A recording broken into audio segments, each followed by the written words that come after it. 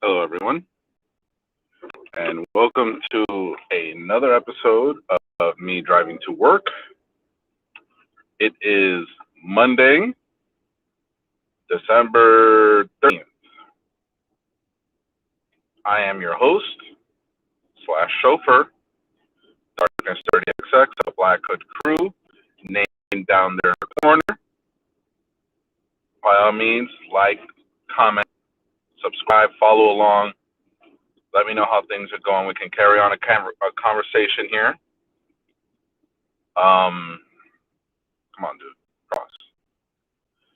Follow along YouTube, Facebook, Black Hood Crew. Also look for the name. You can also find me Twitch, Twitter, Steam, TikTok. By all means, follow along, and let's get going. So this is first Monday after working on Friday. I worked for 12 hours from 7 a.m. to 7:30 p.m. I got there an hour before the night crew had to leave. And I was leaving as the night crew was returning. Yeah, all day. Which I'm guessing is pretty normal for those of you that work those 12-hour day shifts. And keep in mind, I did do the 12 hours. I was that night shift for a good while. But now that I'm free of it, no intention of going back. So this is it.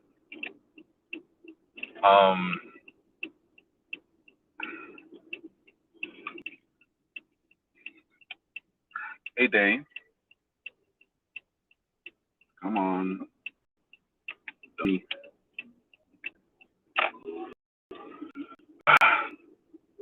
was a day to be had. A lot of people busy at times.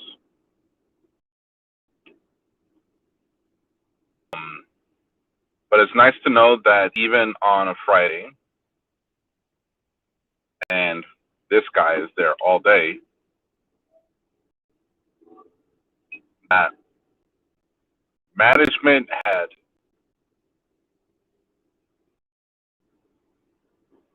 attempts, say for one, but that was something unrelated, made no attempts to come up to where I work and check to see how things are going. All done by phone. A couple times they did a check in. Hey, how's everything going? Do you need anything? Nah, we're good. We're good. Stay down there.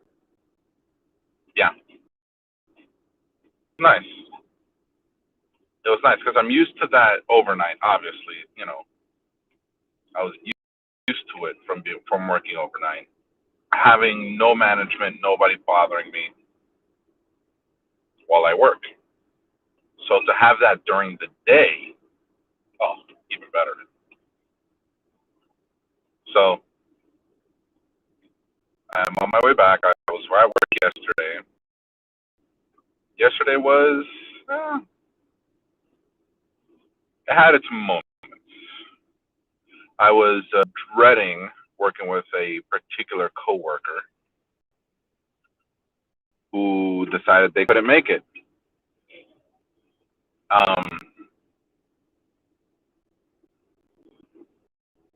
Yeah, if you at any point in time, oh, poor lizard, not lizard, iguana, poor green iguana.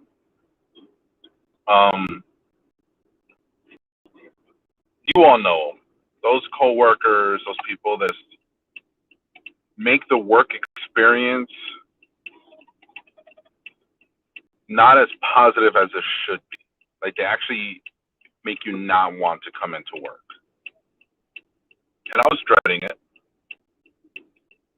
until they informed me she wasn't going to be there. And I suddenly got that much happier. But yeah, it's sad, really, because this person chooses to be a toxic experience at work.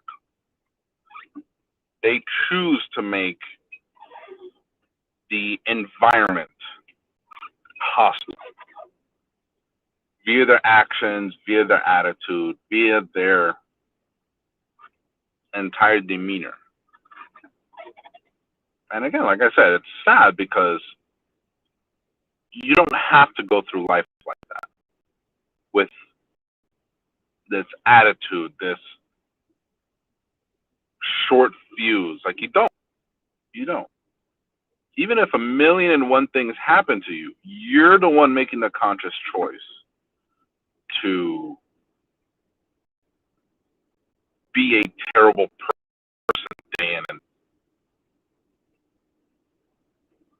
now I've had things happen to me, good and bad. Stuff that downright aggravates the absolute crap out of me. But I don't take it out on other people, especially those who I'm supposed to have a positive relationship with at work. Like, these are people you have to interact with in and day out. Why in God's name would you want to alienate them?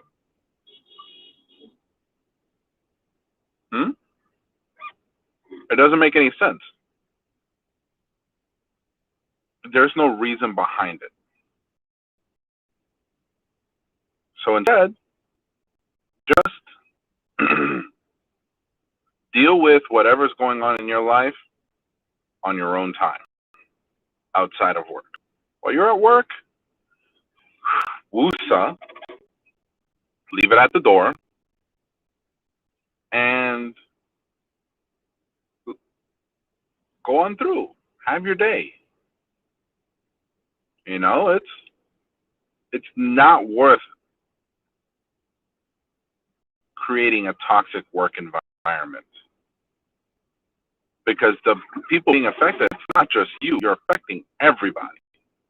Those around you, those you have to work with, even those maybe in other departments at your job. You're bringing down their quality of work environment as well. It's not worth it. Not worth it at all. Don't do it. Don't do it. Again, instead of doing that, check your feelings at the door. Come in, try and have the best day you can. And then when you leave, deal with whatever's going on, but deal with it on your own time.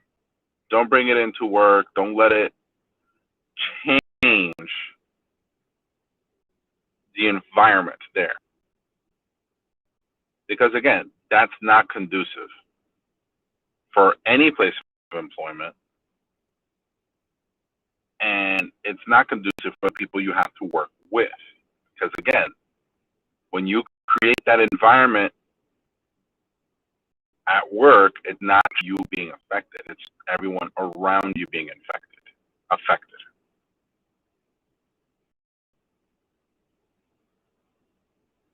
It ain't worth it. Not even a little bit. Online screen, let's go.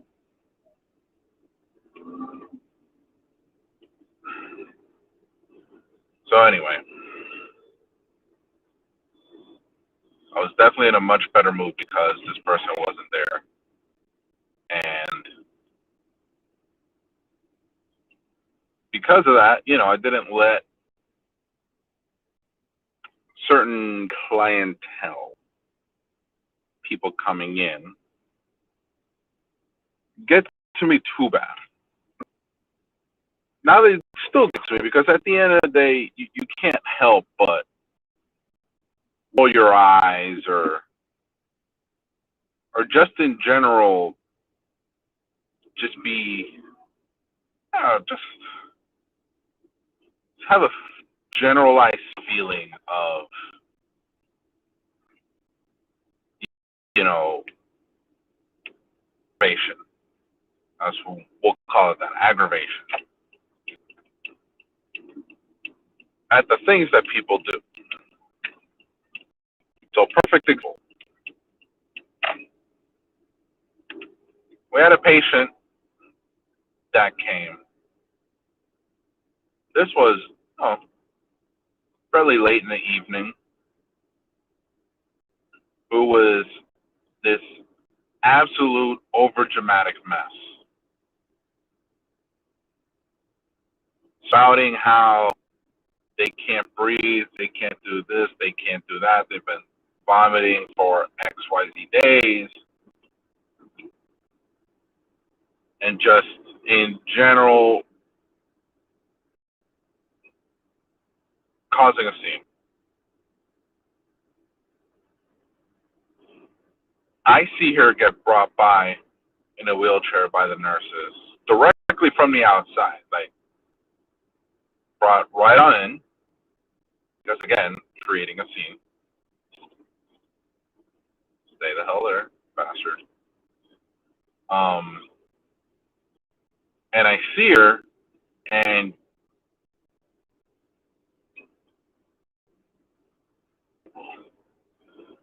she has like wraps, like bandage wraps around her midriff, and I overhear that she recently had surgery, cosmetic surgery, not even medically necessary, cosmetic surgery, and that she literally had it like the day before, maybe 2 days before. And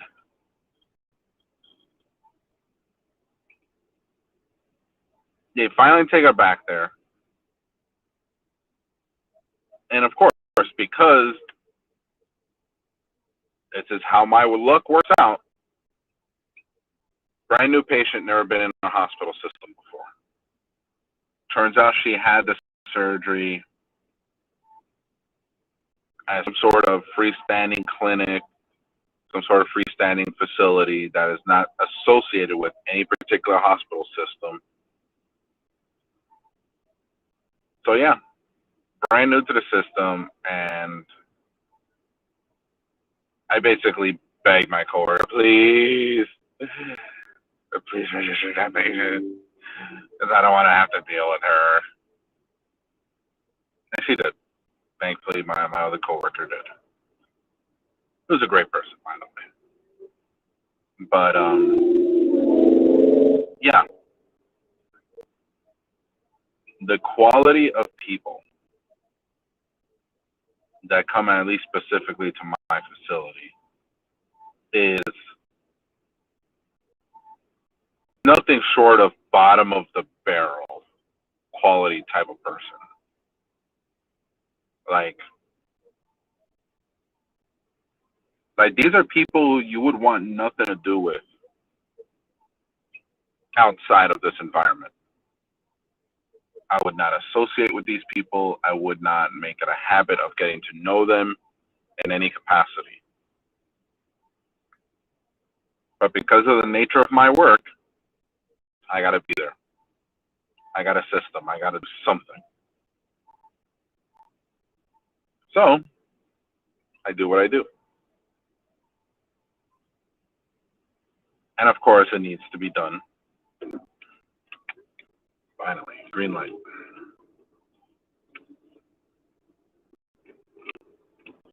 So yeah, it's just, the job wouldn't be bad if it wasn't for that, the quality of people. Like, it's not even the amount. Like, I would have no problem if a new person came in every 5 minutes. Not a new patient, but a new patient came in every 5 minutes, every 10 minutes, every 15 minutes. It's not the amount, it's the quality. The quality of people that come in. And all we get is garbage. Absolute human garbage.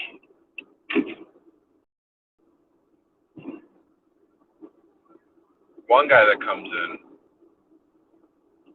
more often than not comes in for a host of whatever garbage issues.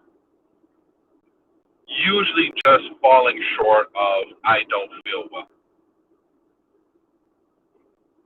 So they come in to an emergency room. They take up space, they take up resources, they take up time because they can't grasp the concept of self-medication. Every single person, every single time this individual has come in, they come in for any number of treatable conditions.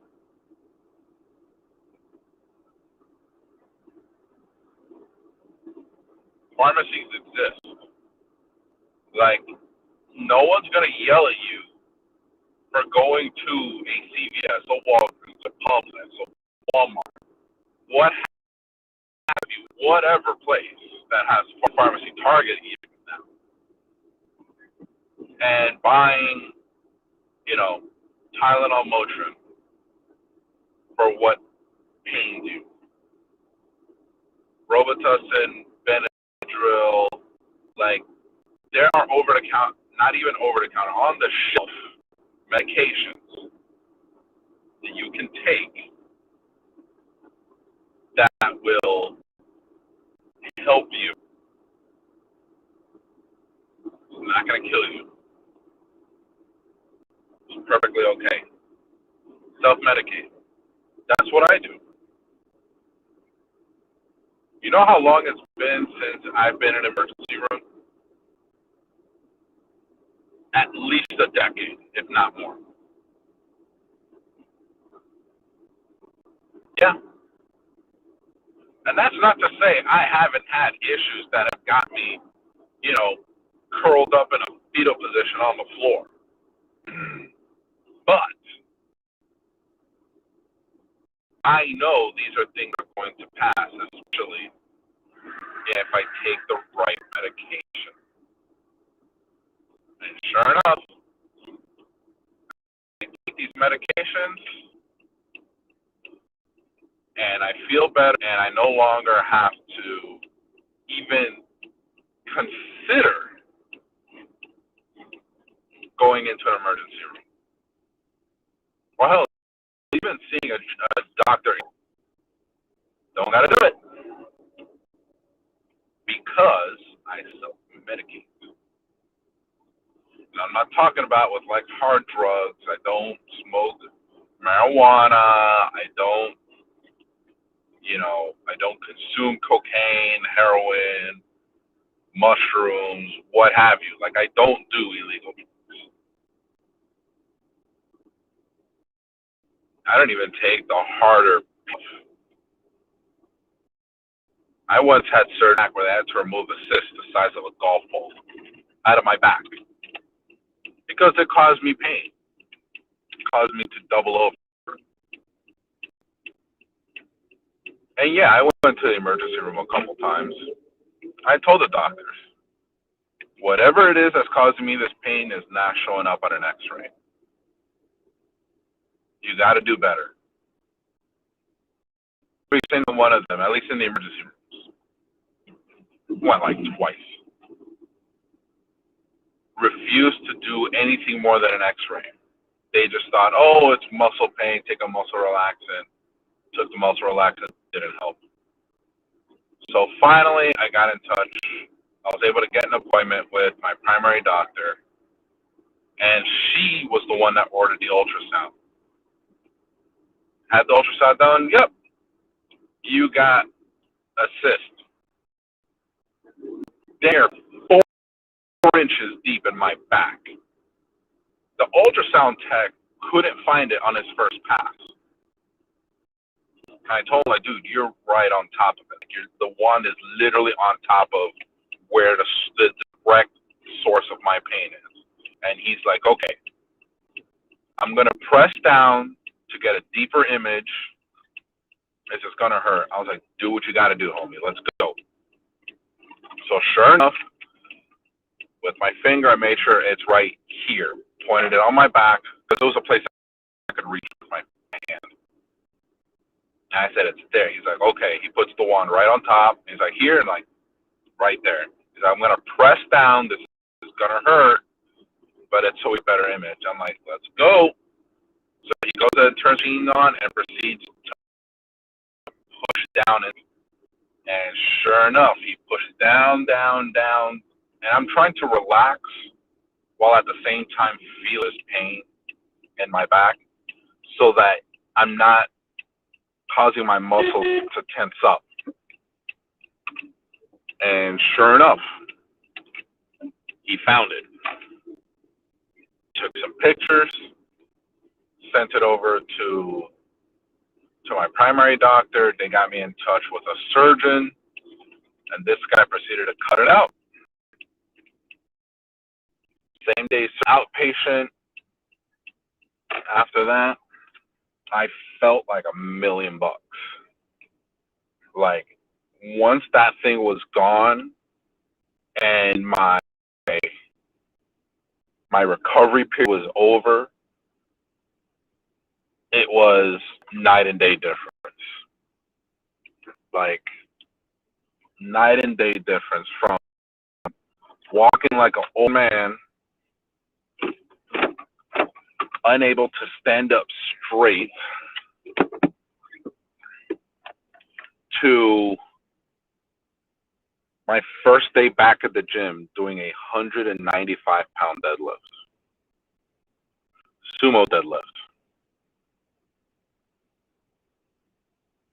Never done it before. I was usually, 120, 130, but once I came back, I was able to muscle in. Yeah, I lifted. And just knowing that all it took was just a little bit extra effort, they found this thing and were able to cut it out.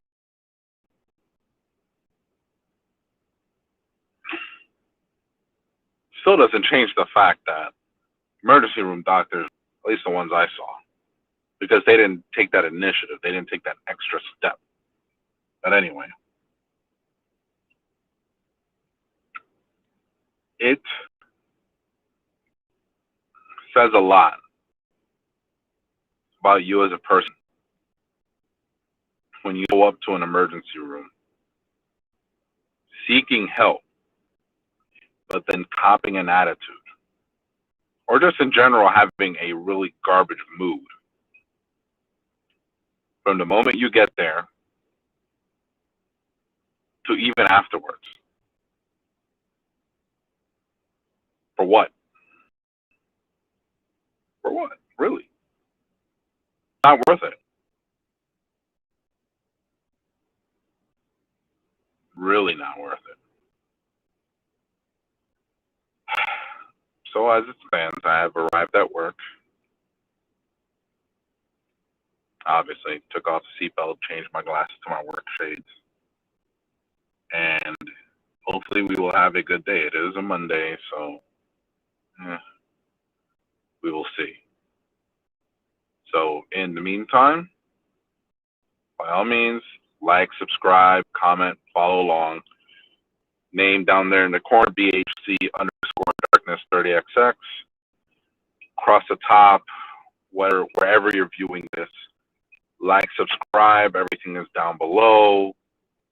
Comment as well. Follow along.